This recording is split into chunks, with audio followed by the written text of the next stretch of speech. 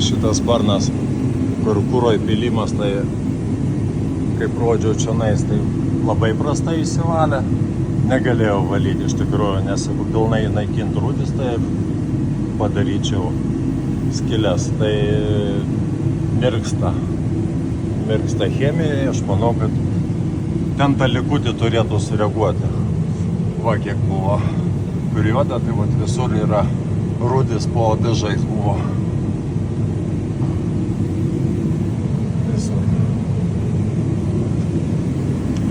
Slenkščiai, nuimant slenkščius, sulūžo visi tvirtinimai. Taip kvailai padaryti.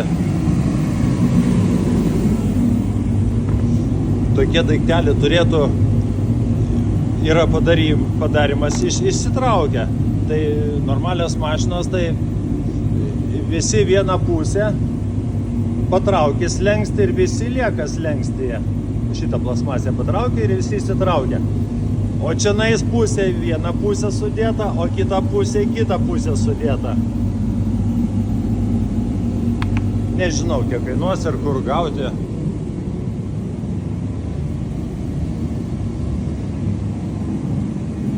Teks dar šeimininką nustebinti. Ir taip tenka patalpos jau nešildoma, šildome su dizeliniu kuru. Dabar, kad chemiją palaikyti bręstų, reikia dar sėdėti, kūrenti, kol jinai susitvarkys. Ir tada galėsiu važiuoti namo.